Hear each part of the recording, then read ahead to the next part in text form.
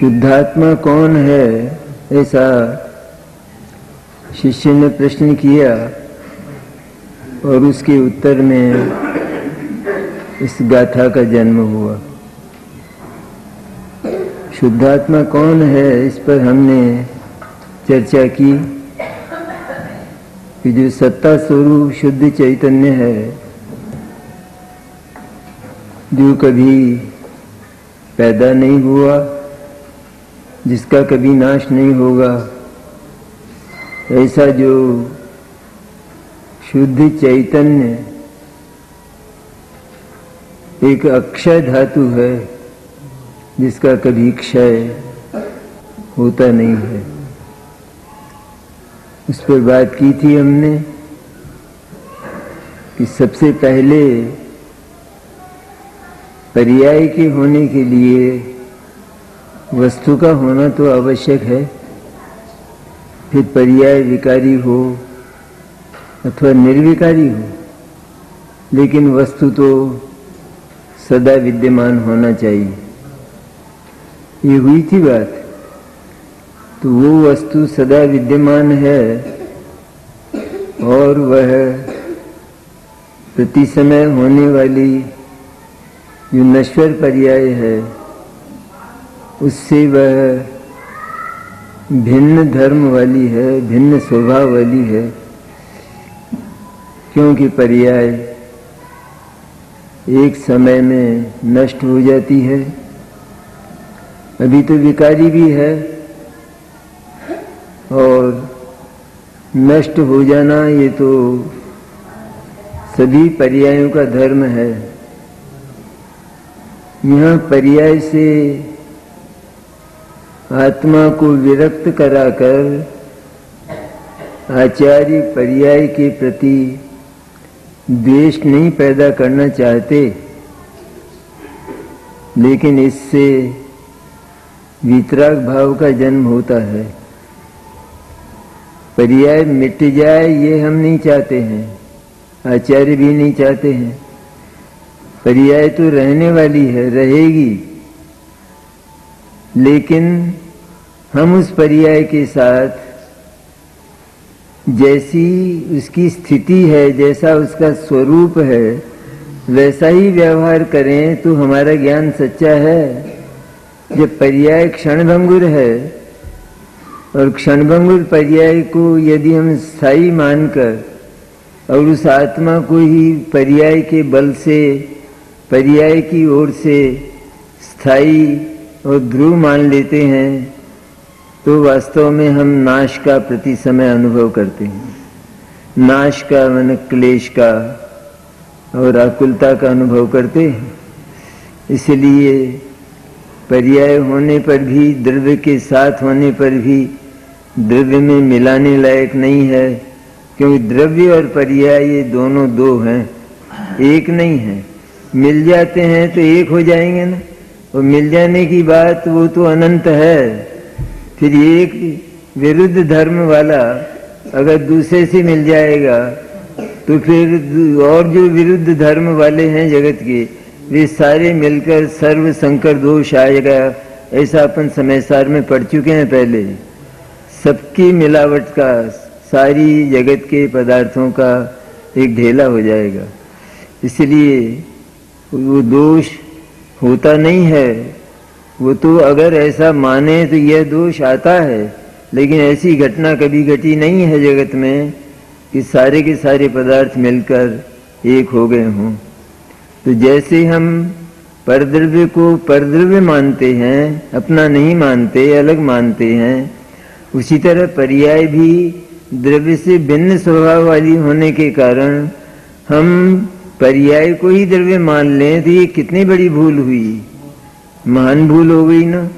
इसलिए पर्याय को क्षणभंगुरता के स्थान पर रखकर और द्रव्य जो नित्य है, स्थायी है, ध्रुव है, उसी को आत्मा के स्थान पर रखकर सत्ता स्वरूप, मैंने पदार्थ आत्मा जो है वो एक चीज है, वो एक वस्तु है और वो सत्ता स्वरूप है। वही अगर नष्ट हो जाए, जैसा हम अपनी कल्पना में, कल्पना है ये मिथ्या दर्शन की, कि हम पर्याय को ही आत्मा मानकर और उसी का निरंतर हम अनुभव करते हैं और क्लेश पाते हैं, तो ये मिथ्या दर्शन की, मिथ्या ज्ञान की कल्पनाएं हैं। ये होता ऐसा नहीं है कि पर्याय कभी द्रव्य बन जाती हो, लेकिन हम अपनी मूर्खता में उस पर्याय का स्वरूप न देखकर, उसको नाशमान न देखकर, नष्ट होने वाली न मानकर, उसको ध्रुव मानकर, ध्रुव द्रव्य मानकर हम उसको रखना चाहते हैं, उस पर अपना विश्वास स्थापित करते हैं और वह एक ही क्षण में चली जाती है। हमारे देखते देखते तो एक ही क्षण में चली जाती है, तब हमारे आंसू के सिवाय दूसरा कोई अवकाश नहीं रहता। निरंतर जीव ने इस पर्याय के साथ ममत्व करके, अहंकार करके आंसू बहाए हैं। और जो चर्चा हमने की थी कि पर्याय को विरुद्ध धर्म वाली, अर्थात अनित्य होने के कारण भी हम नित्य द्रव्य में मिला नहीं सकते। वो अनित्य रहेगी, द्रव्य के साथ रहेगी, पर द्रव्य के साथ रहने पर भी जो ज्ञान नाम का गुण है वो हे और उपादेय की तलाश करता हुआ अंत में जो क्षणभंगुर है, मिट जाने वाली है, नष्ट हो जाने वाली है, चली जाने वाली है, वो हमको क्या देकर जाएगी और हमको उपलब्ध कैसे होगी, उसकी प्राप्ति हमको कैसे होगी। वो तो वर्तमान में यदि हमने उसको आत्मा मान लिया तो हमने आत्मा का ही तो संपूर्ण नाश माना। इस तरह प्रति समय आत्मा के संपूर्ण नाश का अनुभव करता हुआ ये आत्मा ही निरंतर रोता है, बिलखता है। ये नरक और निगोद और सारी गतियां, ये सब आंसू बहाने वाली गतियां हैं, क्योंकि वहां पर शुद्धात्मा की उपलब्धि, शुद्धात्मा ध्रुव है, सदा रहने वाला है, नित्य है, इसलिए उसकी ओर देखने पर अरे मैं तो ध्रुव हूँ, ये पर्याय ही बोलेगी। वह पर्याय जो उस अनित्य पर्याय में ही मूढ़ थी, उसी में मुग्ध थी और उसी को जो संपूर्ण आत्म तत्व मानती थी, वही पर्याय पलटकर जिस समय सद्गुरु का उपदेश मिला और उन्होंने कहा कि नश्वर पर्याय तुझे क्या देकर जाएगी, इससे तुझे क्या मिलने वाला है। अभी घर में जो कांच का गिलास है वो जब से हम घर में लाए तभी से चिंता का विषय है, तभी से चिंतनीय है कि वो कब टूट जाएगा। इसी तरह पर्याय का तो निश्चित है, वो तो 10 दिन भी रह जाए, 20 दिन भी रह जाए, महीना भर भी रह जाए, लेकिन पर्याय का तो स्वरूप है, चाहे वो केवल ज्ञान की निर्मल पर्याय हो, लेकिन वह भी एक क्षण की ही है। सिद्ध दशाएं इतनी हैं, लेकिन वे भी एक क्षण की हैं, इसलिए उनसे हमें कोई उपलब्धि, पर्याय तो उपलब्ध करने वाली है ना। पर्याय तो जो ध्रुव तत्व पड़ा है, उस ध्रुव तत्व को अपना विश्वास, अपना अहम प्रदान करके मैं ध्रुव हूँ, ये उसकी उपलब्धि है। जब मैं ध्रुव हूँ ऐसी उपलब्धि हुई तो उसके तो आंसू रुक गए, वो तो प्रसन्न हो गई, प्रमुदित हो गई, वो तो खिलखिलाने लगी, अरे मैं तो ध्रुव हूँ, अर्थात मेरा न तो आज तक कुछ हुआ है और न कभी कुछ होने वाला है, क्योंकि मैं तो ध्रुव तत्व हूँ। और ये पर्याय की अभेदता की पराकाष्ठा है, अर्थात जिसने अपने आप को मिटाकर, अपने आप को तिरोभूत करके, अपने आप को सर्वथा गौण करके, अब कभी भी ये मुख्य होने वाली नहीं है, सदा ही गौण रहेगी, गौण कर दिया है पर्याय को, अर्थात पर्याय को देखना बंद करके और एकमात्र उस ध्रुव तत्व को ही वो श्रद्धा देखती है और उस श्रद्धा की प्रतीति होती है मैं ध्रुव हूँ। ज्ञान भी उसको देखता है और मैं ध्रुव हूँ, लेकिन हमको लोभ यह है कि पर्याय को अलग कर देने पर, पर्याय के बिना द्रव्य को देखने पर द्रव्य पूरा कहाँ रहता है, कहाँ पूरा द्रव्य हाथ आता है। इसको आचार्य प्रमाण का लोभ कहते हैं। प्रमाण का लोभ मन अर्थात हम उस वस्तु को द्रव्य और पर्याय स्वरूप ही रखना चाहते हैं, लेकिन द्रव्य और पर्याय स्वरूप होने पर भी उसमें जो भेद है, उसमें जो अंतर है उन दोनों में, अगर हमने उनको नहीं देखा तो ज्ञान स्वच्छ कहाँ हुआ। इसलिए आचार्य ने तो लिखा है, जितना कुछ भेदा जा सकता है उतना भेद करो। जितना कुछ भेदा जा सकता है, तो कितना भेदा जा सकता है कि यहाँ द्रव्य और पर्याय केवल दो ही चीज हैं। ये दो चीजों में से जो पर्याय अनित्य अर्थात स्वयं भेद स्वरूप है, स्वयं हम मिलाने की लाख कोशिश करें लेकिन पर्याय द्रव्य के साथ कभी मिलने वाली नहीं है। हम कल्पना में भले ये करें तो उससे क्या होने वाला है, वो तो काल्पनिक है बात सारी, कल्पना में ये करेंगे तो, इसलिए वो कभी द्रव्य के साथ मिलती नहीं है।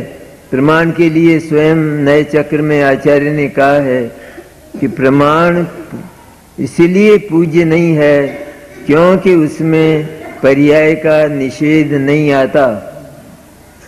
इतनी बढ़िया बात लिखी है।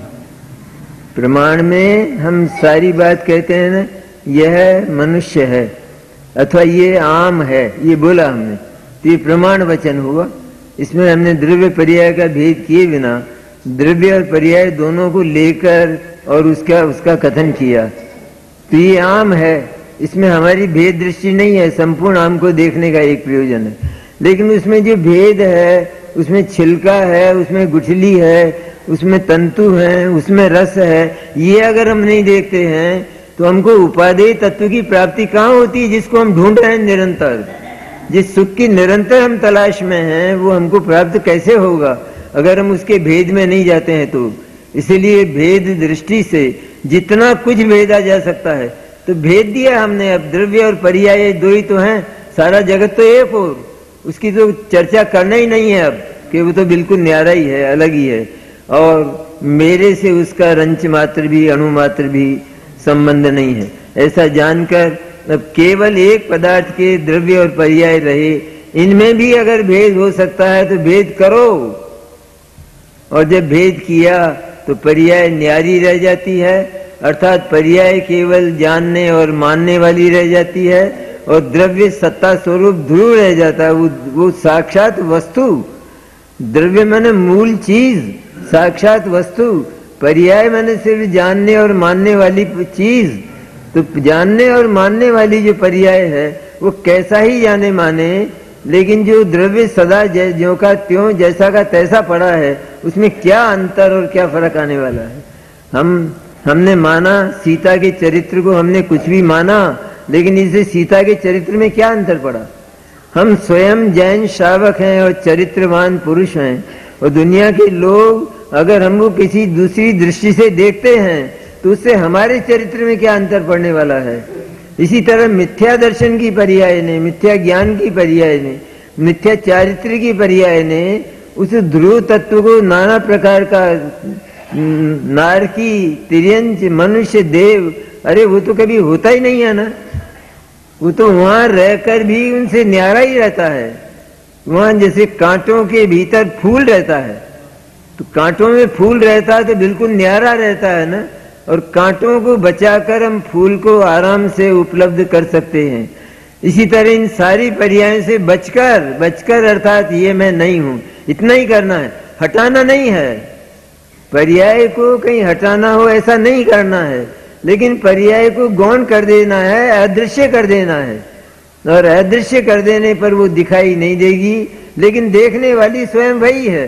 पर उसके देखने का तरीका यह है कि वो द्रव्य के साथ एक में एक होकर मैंने अपने आप को द्रव्य अनुभव करती हुई बोलती है। उसके देखने का तरीका ये अभेदता हो तो कैसी हो, भेद हो तो कैसा हो, कि भेद में पर्याय का भेद हो जाने पर, अनित्य होने के कारण, उसका भेद हो जाने के कारण अब केवल एक चैतन्य मात्र द्रव्य बसता है, उसमें भेद की कोई गुंजाइश नहीं है। अनंत गुण उसमें एक ही एकाकार होते हैं। इस तरह अनंत गुणात्मक एक द्रव्य, उसमें भेद करने की गुंजाइश, भेद किए हमने, वो पहले हो चुके गुणों के भेद, लेकिन अब गुणों के भेद करने की आवश्यकता बिल्कुल नहीं है, क्योंकि वो सारे गुण द्रव्य के साथ बिल्कुल एक में एक हैं। जैसे सफेदी और कपड़ा ये एक में एक है, उसमें हम क्या करेंगे, सफेदी को हम अलग देख सकते हैं लेकिन अलग कर नहीं सकते ना, वो उसके साथ एक में एक है। इस तरह एक में एक है सारे गुण, तो उनमें भेद नहीं किया जा सकता, इसलिए चैतन्य मात्र अनंत गुणात्मक द्रव्य मैं हूं, ऐसा अहं करती हुई, ऐसा ममकार तो ज्ञान की पर्याय होती है, अहंकार श्रद्धा की पर्याय होती है। क्योंकि ममकार में भेद होता है, ये मेरा है, ऐसा भेद होता है, इसलिए वो अज्ञान में जाता है अथवा ज्ञान में जाता है। ज्ञान में भी जावे तो यहाँ जिस समय अनुभव होता है उस समय अहम रूप ही होता है, मम रूप नहीं होता। मम रूप होगा तब तो ये मेरा आत्मा है और मैं इसका अनुभव करता हूँ, ऐसा विकल्प खड़ा हो जाएगा।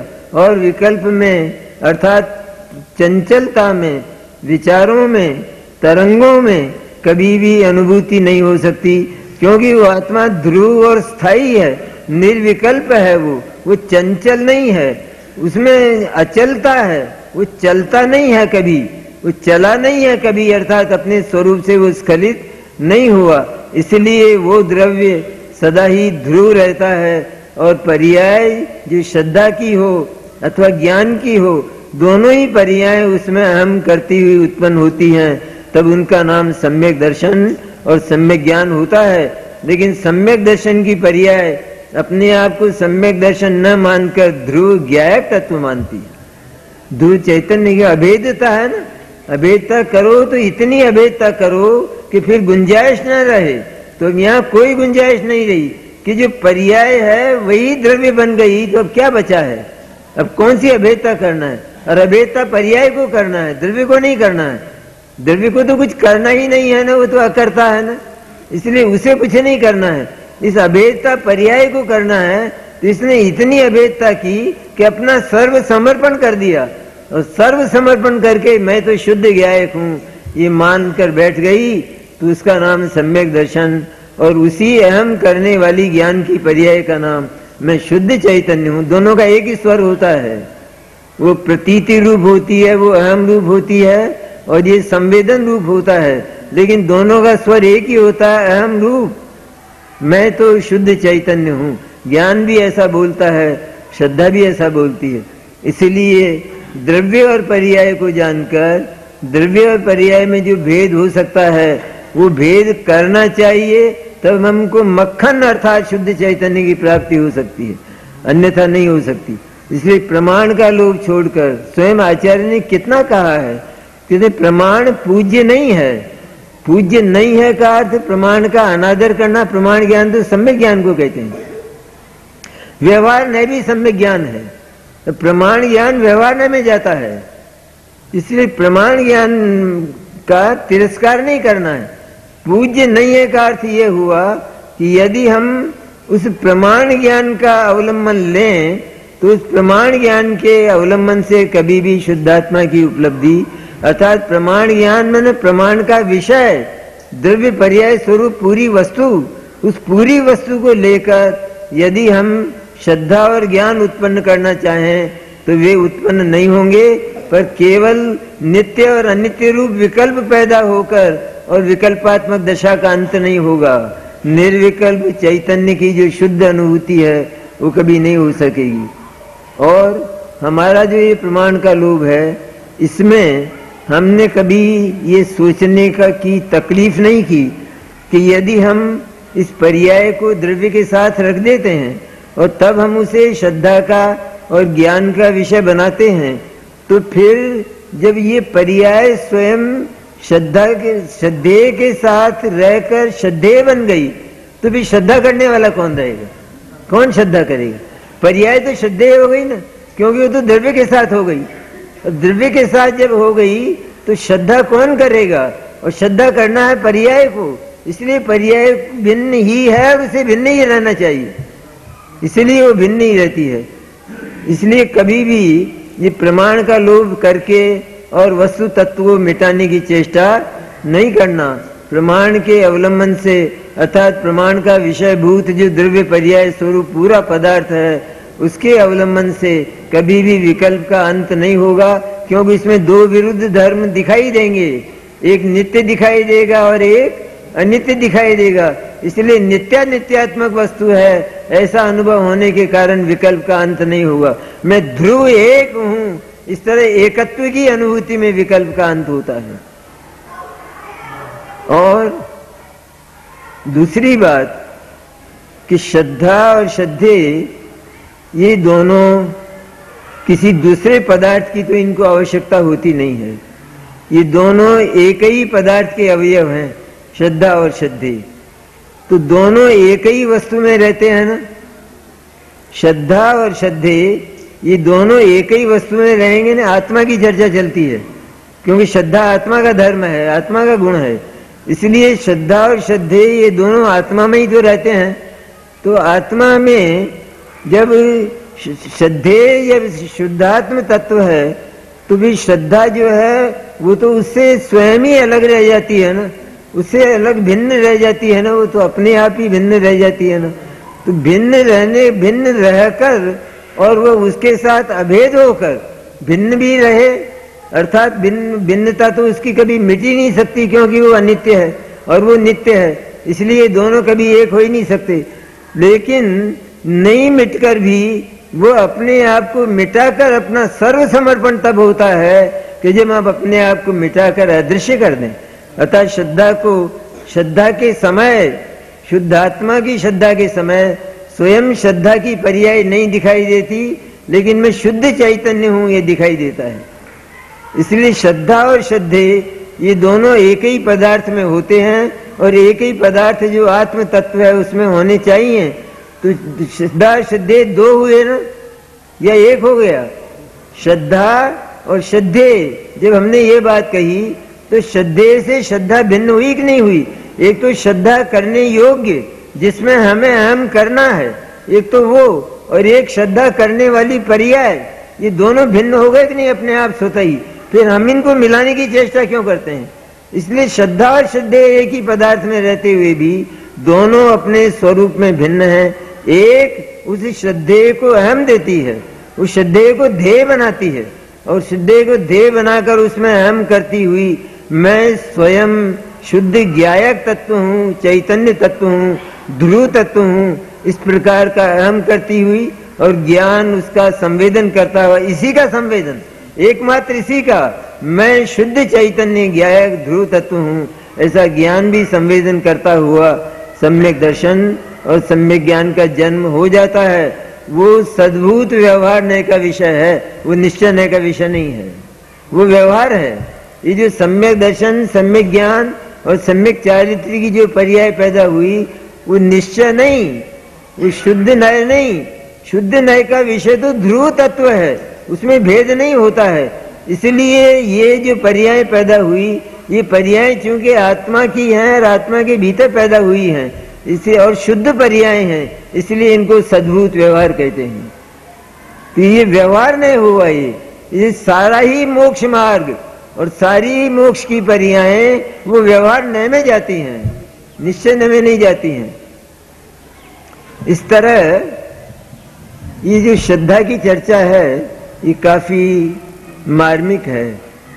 अब प्रमाण के जो वचन आगम में आते हैं, उन प्रमाण के वचनों में भी उन प्रमाण का काफी विस्तार करके, जैसे प्रवचन सार में द्रव्य गुण और पर्याय का काफी विस्तार किया, पर काफी विस्तार करने के बाद हुआ क्या किया कि इतना द्रव्य गुण पर्याय का विस्तार करने के बाद अंत में आचार्य ने द्रव्य गुण और पर्याय को मात्र द्रव्य का मानकर, द्रव्य रूपी मानकर और द्रव्य का आविर्भाव किया और गुण और पर्याय का तिरोभाव कर दिया। ये किया तो अंत में भी ये अध्यात्म ही फलित होता है। अंत में मैंने केवल द्रव्य गुण पर्याय को जान लें, इससे हमारी कोई सिद्धि होने वाली नहीं है। लेकिन द्रव्य गुण पर्याय में जो उपादेय और हेय का जो भेद है, वो उपादेय और हेय का भेद करने की शक्ति अगर ज्ञान में पैदा नहीं हुई तो हेय उपादेय के भेद के बिना शुद्धात्मा का ग्रहण होगा ही नहीं।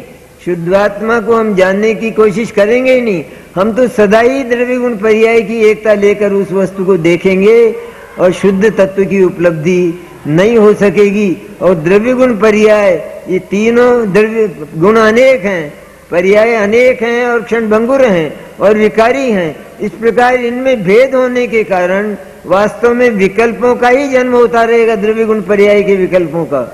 लेकिन निर्विकल्प दशा वह तो केवल एक के आश्रय से होती है।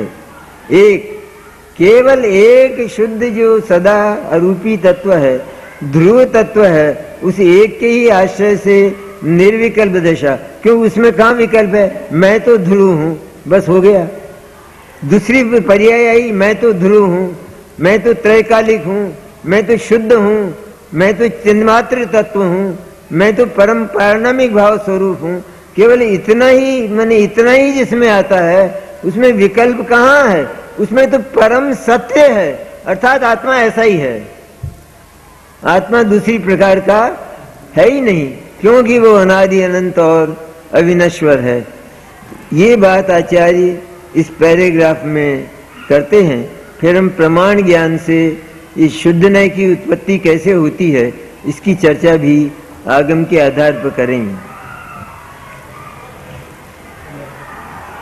कि यहाँ कहते हैं टीका में कि जो स्वयं अपने से ही सिद्ध होने से किसी से उत्पन्न नहीं हुआ, आत्मा किसी से उत्पन्न नहीं हुआ, क्योंकि जो सत्य है वो सदा सतरूप ही रहता है।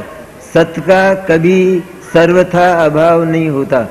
पर्याय भी सत्य है, लेकिन वो एक समय की सत्य है, इसलिए उस एक समय के सत्य का अभाव होता है, तो भी त्रैकालिक द्रव्य विद्यमान रहता है, इसलिए सर्वथा अभाव नहीं होता।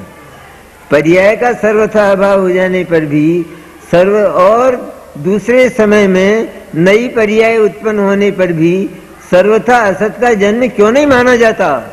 जब लोग ये आरोप करते हैं दूसरे दर्शनकार कि तुम्हारे यहाँ भी तो पर्याय हर समय नई नई पैदा होती है, ये कहाँ से आई? वो एक पर्याय तो चली गई, उस एक पर्याय में से तो दूसरी पर्याय की उत्पत्ति होती नहीं है, तो फिर ये नई पर्याय आई, ये पहले कहाँ थी? पहले थी नहीं, इसलिए सर्वथा असत का जन्म हुआ या नहीं? कहते सर्वथा असत का जन्म इसलिए नहीं हुआ कि ये जो अंकुर रोजाना नया नया पैदा होता हुआ बढ़ता हुआ दिखाई दे रहा है, इसके भीतर बीज विद्यमान है। अगर बीज विद्यमान ना हो तो ये अंकुर की अनेक दशाएं नहीं दिखाई देंगी। इसलिए सत्य की ही उत्पत्ति होती है। वो जो क्षणिक सत्य है वो भी त्रैकालिक सत्य से ही उत्पन्न होता है। अगर त्रैकालिक सत्य बीजभूत नहीं है तो अंकुर आदि देखने की कल्पना करनी ही नहीं चाहिए, वो बनेगा ही नहीं। ये कहते हैं आचार्य कि वो कभी आत्मा कभी उत्पन्न नहीं हुआ, वो अपने से ही सिद्ध है। अपने से सिद्ध है मैंने आत्मा को सिद्ध करने के लिए किसी दूसरे पदार्थ की, किसी अचेतन पदार्थ की अथवा किसी दूसरे जीव की आवश्यकता नहीं है। वो तो स्वयं अपने से ही सिद्ध है। हम सिद्ध करेंगे ये आसमान है, क्या सिद्धि करेंगे? आसमान है तो स्वयं अपने से सिद्ध है या नहीं? आसमान सदा रहने वाला है, अपने से सिद्ध है। वो कोई हवा से, प्रकाश से या और किसी से उसका संबंध हो और वो उसको सिद्ध करते हो, वो तो नहीं है, वो अपने से ही सिद्ध है। इसी तरह आत्मा स्वयं कभी उत्पन्न नहीं हुआ होने के कारण अपने से ही सिद्ध है, अनादि सत्ता रूप है और कभी विनाश को प्राप्त न होने से अनंत है, कभी उसका नाश होने वाला नहीं है पर्याय की तरह, इसलिए वह अनंत है। दो हो गए ना, दो पड़खे हो गए ना, दो पहलू हो गए ना एक ही द्रव्य के, एक सदा रहने वाला और एक चलने वाला, नष्ट हो जाने वाला, उसका अभाव हो जाने वाला। चक्की के दो पार्ट, एक ध्रुव पार्ट सदा रहने वाला और एक चलने वाला पार्ट। चलने वाला पार्ट चलता है, बंद हो जाता है, फिर चलने लगता है। इसी तरह पर्याय आई, चली गई, फिर नई पर्याय पैदा हुई। इस तरह से पर्याय का धर्म और द्रव्य का धर्म दोनों न्यारे न्यारे हैं। तो न्यारा न्यारापन यही है उसमें कि पर्याय तो अनित्य और क्षणभंगुर है, और द्रव्य जो है वो यदि पर्याय अनित्य और क्षणभंगुर है और द्रव्य को भी यदि हम अनित्य और क्षणभंगुर मरने वाला मानते हैं, फिर द्रव्य पर्याय में भेद क्या रहा? क्या अंतर रहा? दोनों में कोई अंतर ही नहीं रहता है। तो जब पर्याय नाम का तत्व एक द्रव्य में अनित्यता की व्यवस्था पाए हुए है, तो फिर द्रव्य नाम का जो तत्व है वो उससे विरुद्ध धर्म वाला होना चाहिए। वो ध्रुव है, वो क्षणभंगुर नहीं है, वो अनादि सत्ता रूप है और वो अनंत काल तक रहने वाला है। ये स्वयं ही सिद्ध हो जाती है ना बात। पर्याय जब अनित्य धर्म वाली है तो फिर द्रव्य का दूसरा पहलू कैसा होना चाहिए? यदि वो भी अनित्य है तब तो फिर पदार्थ सर्वथा अनित्य हुआ और उसका क्षय हो जाएगा, सदा के लिए क्षय हो जाएगा। लेकिन ये होता नहीं है ना, क्योंकि पर्याय अनित्य धर्म है और द्रव्य का दूसरा पहलू वो द्रव्य है जो सदा रहने वाला है। तो द्रव्य का दूसरा पहलू सदा रहने वाला ध्रुव होना चाहिए। ये बात लॉजिक से अपने आप सिद्ध हो जाती है, क्योंकि वो तो सारी पर्याय ही होगी फिर, अगर हम दूसरा पहलू नहीं मानेंगे, ध्रुव पहलू नहीं मानेंगे तो। इसलिए एक पहलू ध्रुव है, दूसरा पहलू पर्याय है कि जो क्षण क्षण में नष्ट होती है। क्षण क्षण में, ऐसा नहीं कि उसमें एक पर्याय जो है 2 क्षण रह जाए, ऐसा नहीं। अगर एक पर्याय 2 क्षण रह गई तो द्रव्य की तरह अनंत हो जाएगी, क्योंकि 2 क्षण रह गई तो 3 क्षण भी रह सकती है, 3 क्षण रह गई वो 4 क्षण भी रह सकती है, और वो फिर अनंत क्षण भी रह सकती है। इसलिए वो तो द्रव्य बन जाएगी। इसलिए उसका न्यूनतम जो जीवन है वो केवल 1 क्षण का है। इस तरह द्रव्य और पर्याय में हम द्रव्य की चर्चा इसलिए करते हैं कि जो द्रव्य है वो ध्रुव है और वो कभी चलता नहीं, बोलता नहीं, कभी जो है उसमें परिवर्तन नहीं होता, स्खलन नहीं होता, टूटता नहीं, फूटता नहीं, उसका एक प्रदेश कहीं जाता नहीं, उसके एक गुण में कभी हीना दिखता होती नहीं, उसका एक गुण कभी विकारी होता नहीं, द्रव्य कभी विकारी होता नहीं। इस तरह उसके अनेक विशेषताएं होने के कारण वो द्रव्य सदा ज्यों का त्यों, वही का वही पड़ा रहता है। तो फिर दूसरा जो पहलू है पर्याय, वो क्या करे? ये भी एक प्रश्न हुआ कि नहीं, कि जब द्रव्य कुछ करता नहीं है, वो ध्रुव है, उसका स्वरूप ऐसा ही है और ऐसा ही होना चाहिए, कि ऐसा ही होना चाहिए। हर पदार्थ में ऐसा ही है, अचेतन में भी ऐसा ही है। इसी तरह चेतन में भी अगर पर्याय अनित्य है तो द्रव्य को नित्य होना ही चाहिए, उसको स्थायी ध्रुव होना ही चाहिए। इसलिए स्थायी और ध्रुव होने के कारण जो द्रव्य है वो तो सदा अनबोला और अनहोना रहता है। उसमें कभी कोई घटना नरक, तिर्यंच, मनुष्य, देव की अथवा मरने और जीने की, ये घटनाएं कभी भी उस द्रव्य में घटी नहीं घटी ना। तो पर्याय को क्या करना चाहिए? पर्याय क्या काम करेगी? जब द्रव्य को हमने ध्रुव कह दिया, अनहोना कह दिया, अनबोला कह दिया, तो फिर दूसरी चीज तो होने वाली, बोलने वाली चाहिए ना। इसलिए होने वाली है पर्याय। तो पर्याय होने वाली होती है, इसलिए पर्याय बोलती है कि मैं ध्रुव द्रव्य हूं। होने वाली है ना, और बोलने वाली है ना। तो वो बोलने वाली है, तो जो अनबोला है उसका परिचय कौन देगा? कि पर्याय देगी। वो काय उसके साथ क्यों है वो? आखिर ध्रुव द्रव्य के साथ में अध्रुव पर्याय, अनित्य पर्याय आखिर क्यों है? क्यों व्यवस्था है ये कुदरत की? हमारी व्यवस्था नहीं, भगवान की, परमेश्वर की व्यवस्था नहीं, लेकिन ये व्यवस्था कुदरत की है कि द्रव्य और पर्याय ये दोनों एक ही पदार्थ के 2 धर्म हैं, 2 चीजें हैं और दोनों में अंतर है। तो एक अगर ध्रुव रहता है, एक अगर अपना परिचय नहीं देता है, तो उसके पास परिचय देने वाला दूसरा अवश्य चाहिए। इसलिए परिचय देने वाला दूसरा वो पर्याय है। वो पर्याय जो परिचय देती है वो द्रव्य से टूटकर परिचय नहीं देती, द्रव्य से अपना संगठन खत्म करके परिचय नहीं देती। हम कहते हैं ना पर्याय कहीं चली गई, क्या हो गया? द्रव्य पर्याय को हमने अलग रखा, तो द्रव्य की श्रद्धा करने पर भी पर्याय का क्या हुआ? अरे पर्याय वहीं रही, पर्याय ही सारा काम कर रही है, पर्याय ही ये कह रही है कि मैं ध्रुव हूं। ये अभेदता की पराकाष्ठा हो गई, इसमें अभेद हो गया। इसलिए वो कभी भी विनाश को प्राप्त न होने से अनंत है और नित्य उद्योत रूप होने से क्षणिक नहीं है। नित्य ही उद्योत स्वरूप है। जैसे एक घड़े के भीतर बल्ब जल रहा हो, और वो जल रहा है, नित्य वो उद्योत रूप है या नहीं है? हमें नहीं दिखता है, इसलिए उसका उद्योत कहीं चला गया। नित्य उद्योत रूप है, इसलिए वो क्षणभंगुर नहीं है, नित्य ही प्रकाशमान है। आत्मा को कभी परोक्ष नहीं मानना, आत्मा सदैव प्रत्यक्ष है, क्योंकि विद्यमान है ना। जो विद्यमान है वो प्रत्यक्ष होता है नहीं। यहाँ से हिमालय अगर नहीं दिखाई देता है तो हिमालय का अस्तित्व है या नहीं है? इस तरह अगर वो हमें चर्म चक्षुओं से अथवा वो हमको परोक्ष ज्ञान से नहीं दिखाई देता है, तो प्रत्यक्ष ज्ञान जो उसको देखने वाला है, भाव शुद्ध ज्ञान, उस भाव शुद्ध ज्ञान से उसको देखना, वो दिखाई देता है और उसका अनुभव बराबर होता है कि मैं ऐसा हूं, ऐसा अनुभव करता हुआ वो भाव शुद्ध ज्ञान प्रकट होता है। और जब उसको मैं ध्रुव हूं सदा के लिए, मेरे में कभी कुछ होने वाला नहीं है, ऐसा जब बलपूर्वक वो भाव शुद्ध ज्ञान उसका अनुभव करता है, तब ना आनंद का जन्म होता है, तब हंसता है वो, अरे ये तो गजब हो गया, मैंने आज तक अपने को क्षणभंगुर माना था, लेकिन मैं तो वास्तव में ध्रुव तत्व हूं। तब हंसी आएगी कि नहीं आएगी, प्रसन्नता होगी कि नहीं होगी। आचार्य भी कहते हैं इस बात को सुनकर प्रमुदित हो जाओ, प्रसन्न हो जाओ, मेरा कभी कुछ हुआ नहीं और कभी कुछ होने वाला नहीं है। ये बात पर्याय बोल रही है, इसलिए पर्याय कहीं चली नहीं गई। पर्याय को हमने गौण किया तो पर्याय का कल्याण हो गया, पर्याय सौभाग्यवती हो गई। अब तक विधवा थी वो, अब तक वो द्रव्य से टूट कर चलती थी, अब वो पर्याय सौभाग्यवती हो गई, अब उसको द्रव्य मिल गया और द्रव्य भी इस तरह मिला कि वो अभेद हो गई, एकदम कोई भेद का अनुभव वहां पर नहीं होता है। ऐसा जो ज्ञायक और स्पष्ट प्रकाशमान ज्योति है, अब क्या कहते हैं आचार्य, स्पष्ट प्रकाशमान ज्योति है, कहते हैं जिन आंखों से वो आत्मा दिखाई देता है वे आंखें हमारे पास हैं, और उन आंखों को खोल कर देखो, वो भाव शुद्ध ज्ञान की आंख है। शुद्ध ज्ञान की आंख से वो आत्मा प्रकट प्रकाशमान दिखाई देता है।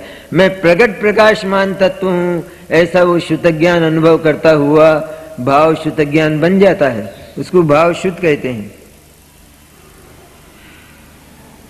ऐसा जो ज्ञायक एक भाव है, ऐसा लिखा ना, ऐसा जो ज्ञायक एक भाव है, और दूसरी तरह बदल कर नहीं लिखा है, एक भाव ज्ञायक भी है ऐसा नहीं लिखा है, लेकिन ज्ञायक जो एक भाव है, ज्ञायक, क्योंकि आज तक कसर क्या रही थी हमारे जीवन में कि ज्ञायक को भाव स्वरूप हमने स्वीकार किया ही नहीं, हम तो पर्याय मात्र को द्रव्य स्वीकार करते रहे ना, हमने उसको भाव स्वरूप अर्थात सत्ता स्वरूप, भाव स्वरूप माने सत्ता स्वरूप स्वीकार किया ही नहीं था। यही कमी थी। ये लाइन जो है ये लाखों करोड़ों की है, ये रत्नों से नहीं तोली जा सकती। ज्ञायक जो एक भाव है, वो एक भाव है, अर्थात ये नहीं उसने पर्याय ने मिथ्या दर्शन ने स्वीकार किया था, मिथ्या ज्ञान ने स्वीकार नहीं किया था कि ज्ञायक जो एक भाव है, मैं एक सत्ता स्वरूप तत्व हूं, ऐसा उसने स्वीकार नहीं किया था। इसलिए आचार्य स्वीकार कराते हैं कि वो ज्ञायक जिसको हमने ज्ञान की ओर से ज्ञायक नाम दिया है, वो सत्ता स्वरूप वस्तु है, वो सत्तावान वस्तु है।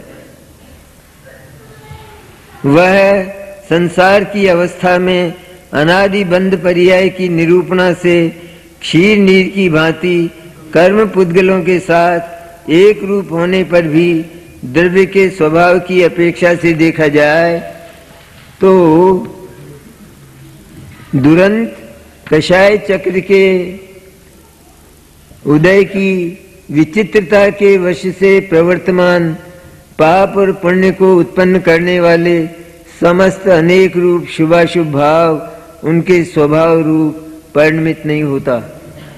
परिस्थिति बताई आचार्य ने, और परिस्थिति बताकर अंत में कहा कि चाहे कैसी भी परिस्थिति हो, चाहे वो आत्मा कर्मों के साथ दूध और पानी की तरह एकमेक हो रहा हो, लेकिन एकमेक हो जाने पर भी, दूध और पानी मिल जाने पर भी क्या वास्तव में मिल जाते हैं? दूध और पानी का जो संयोग है उसको हम मिलना नाम से पुकारते हैं, ये लोक की भाषा कि हम मिलना नाम से पुकारते हैं। लेकिन हम उनके भीतर जाकर देखें तो दूध का एक भी कण पानी नहीं बनता और पानी का एक भी कण दूध नहीं बनता। और अंत में क्या होता है कि अंत में जब हम उसे अग्नि पर चढ़ाते हैं तो छीजता पानी है। ये किसने सिखाया अग्नि को और दूध को? किसने सिखाया ये? अरे पानी पानी रह जाए और दूध खत्म हो जाए, ऐसा क्यों नहीं होता है? हमने अग्नि पर चढ़ाया तो पानी छीज गया और दूध रह गया, दूध बच गया। तो दूध पानी के साथ मिला नहीं था तब दूध रहा ना, या वो मिल जाता तो वास्तव में दूध और पानी दोनों अलग नहीं किए जा सकते थे, संभव ही नहीं था। इसलिए क्षीर नीर की भांति एक में एक होने पर भी आचार्य कहते हैं, अब क्या कहते हैं कि वो कर्म तो आत्मा के साथ हों भले ही, साथ हों भले ही, साथ हैं, लेकिन वो आत्मा के साथ न तो मिले हैं, हो रहे हैं, वर्तमान में व्यवहार दशा में मिलने जैसा दिखाई दे रहा है, जैसे कर्म और आत्मा एक में एक हो गए हों। जहाँ कर्म है वहीं आत्मा के प्रदेश, जहाँ आत्मा के प्रदेश हैं वहीं कर्म, ये सब होने पर भी दोनों एक में एक बिल्कुल नहीं है। तो क्या होता है कि वस्तु के स्वभाव की ओर से देखा जाए, अब दूध और पानी के स्वभाव की ओर से देखें तो इधर आत्मा और कर्म के स्वभाव की ओर से देखें तो कर्म वह तो पुद्गल का बना हुआ है, वो तो पुद्गल की पर्याय है, और जो आत्मा है वो चैतन्य है, ध्रुव तत्व है चैतन्य। तो वस्तु के स्वभाव की अपेक्षा से अगर देखें तो हमें वास्तव में ये जो मिला हुआ दिखाई देता है ये बिल्कुल न्यारा न्यारा दिखाई देगा। किस तरह देखें, वो देखने की कला क्या है, मिले हुए को मिला हुआ कहते हैं लेकिन वो वास्तव में न्यारा न्यारा है, तो उसको न्यारा न्यारा देखने की कला क्या है कि जितना कर्म है उतना तो पुद्गल है, कि उतना तो पुद्गल है, वो तो सब पुद्गल की कक्षा में गया। और इधर जितना चैतन्य स्वरूप शुद्धात्म तत्व है वो चैतन्य ही है, तो उसको चैतन्य देखा। तो जब हमने उसको चेतन देखा और उन कर्मों को हमने पुद्गल देखा तो दोनों को न्यारा न्यारा देखा। न्यारा न्यारा देखने पर दोनों को नजदीक नजदीक देखकर दोनों में संबंध की कल्पना करने पर उत्पन्न होने वाले जो विकारी भाव है, मिथ्या दर्शन मिथ्या ज्ञान, उनका जन्म कहां से होगा? जब दोनों को वस्तु स्वभाव की अपेक्षा से देगा। पुद्गल न्यारा और जीव न्यारा, राग द्वेष ही नहीं है, मिथ्या दर्शन मिथ्या ज्ञान का पता ही नहीं है, कहाँ है मिथ्या ज्ञान मिथ्या, तो ऐसा अनुभव होता है। तो वस्तु के स्वभाव की अपेक्षा देखा जाए तो दुरंत कषाय चक्र जो है, जो पुद्गल कर्म है, कषायों के जो पुद्गल कर्म है, वो दुरंत कषाय चक्र के उदय की विचित्रता के वश से प्रवर्तमान पुण्य पाप को उत्पन्न करने वाले अनेक रूप शुभाशुभ भाव, जो कषायों का चक्र है, क्रोध मान माया लोभ के जो पुद्गल कर्म है, उनका जब उदय होता है तो उनके उदय में पुण्य और पाप इस प्रकार के दो प्रकार के परिणाम होते हैं। और वे परिणाम पुण्य और पाप प्रकृतियां उनके निमित्त से आती हैं। पुण्य परिणाम हो, शुभ परिणाम हो तो पुण्य प्रकृतियां आती हैं, और अशुभ परिणाम हो तो पाप प्रकृतियां आती हैं। तो ये जो पुण्य और पाप को उत्पन्न करने वाले शुभ और अशुभ परिणाम हैं, यहाँ तो संक्षिप्त भाषा में लिखा है ना, पुण्य और पाप को उत्पन्न करने वाले है निमित्त की बात, लेकिन पुण्य और पाप को उत्पन्न करने वाले, यहाँ तो आचार्य को झगड़ा मेटना है, इसलिए कह दिया कि पुण्य पाप को उत्पन्न करने वाले तो कर्म है कहते। इसलिए पुण्य और पाप को उत्पन्न करने वाले जो अनेक प्रकार के शुभाशुभ भाव हैं, उन शुभाशुभ भाव रूप वो आत्मा कभी परिणमित नहीं होता, कभी परिणमित नहीं होता। शुभ और अशुभ भाव, पुण्य और पाप रूप परिणाम, पुण्य और पाप को भी परिणाम कहते हैं, भाव कहते हैं, वैसे हैं वो पुद्गल कर्म की प्रकृतियां, लेकिन चूंकि उनके वो शुभ और अशुभ रूप होती हैं, शुभ और अशुभ परिणाम से वे आती हैं, इसलिए शुभ और अशुभ परिणाम से उनका आगमन होने के कारण उनको भी पुण्य भाव और पाप भाव के नाम से, निमित्त की ओर से पुण्य और पाप भाव के नाम से उनको पुकारा जाता है। तो ऐसा होने पर भी वास्तव में जो आत्मा है वो शुभ और अशुभ रूप नहीं हुआ।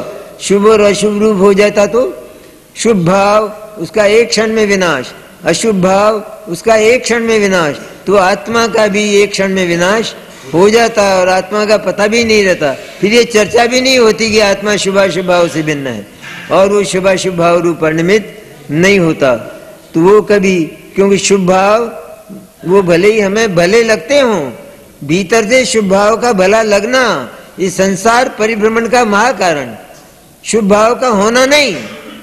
शुभ भाव का होना वो एक बात, अशुभ भाव का होना ये एक बात, लेकिन शुभ और अशुभ भाव रूप ये मैं आत्म तत्व हूँ, ये शुभ और अशुभ भाव मेरे हैं, मैं शुभ और अशुभ भाव रूप हूँ। इस तरह अपने को शुभ और अशुभ भाव से रंजित मानना, उनसे रंगा हुआ मानना, उसमय मानना, उससे एक मेक मानना, ये शुभाशुभ भाव रूप अपने आप को मानता है तो वास्तव में अपने आप को क्षणभंगुर मानता हुआ क्षण क्षण में नाश को प्राप्त होता है, क्षण क्षण में।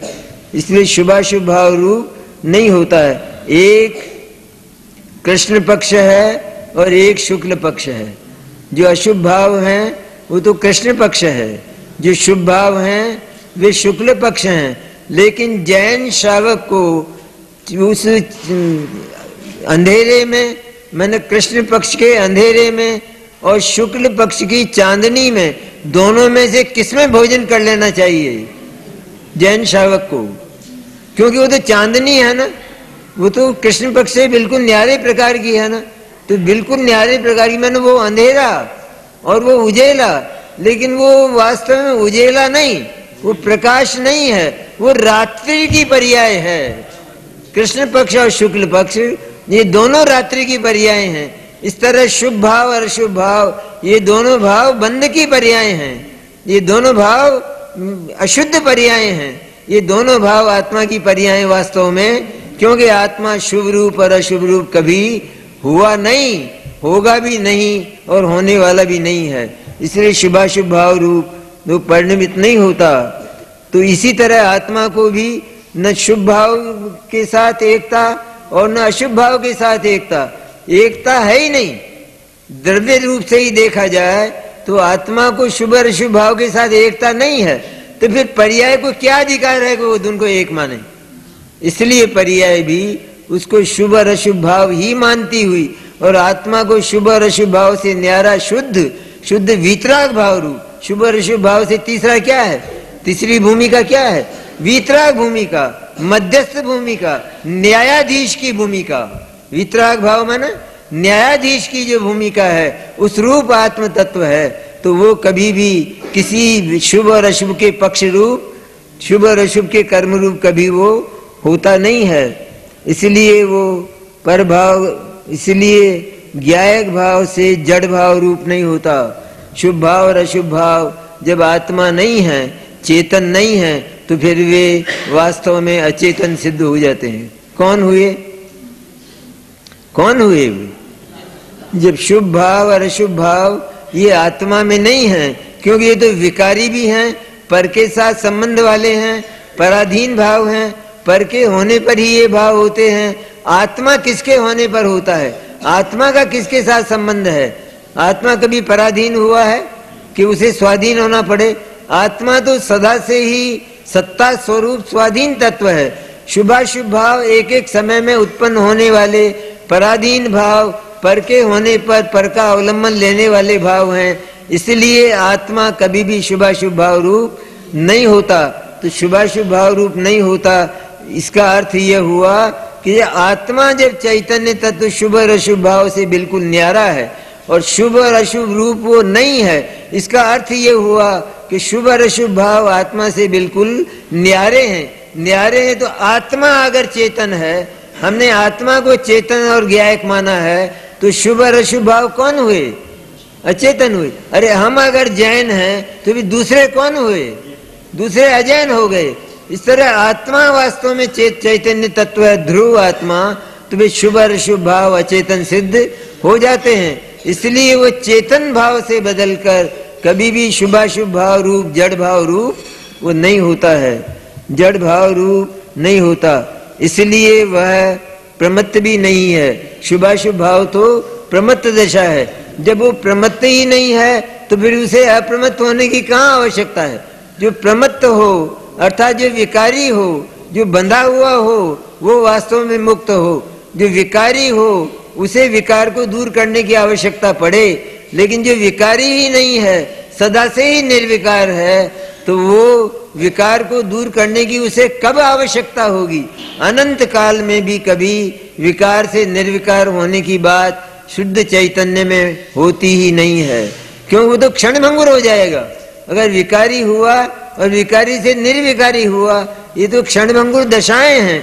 और अगर आत्मा ये शुभाशुभ भाव रूप हो जाए, जड़ भाव रूप हो जाए, तो जड़ भाव रूप होकर वो चेतन ही नहीं रहेगा, चैतन्य ही समाप्त हो जाएगा, क्योंकि ये तो समाप्त हो जाने वाले भाव हैं, विकारी भाव हैं। इसलिए वह प्रमत्त भी नहीं है और अप्रमत्त भी नहीं है, वही समस्त अन्य द्रव्य के भावों से भिन्न रूप से उपासित होता हुआ शुद्ध कहलाता है। ये थोड़ी सी चर्चा का विषय है, आगे बात करें।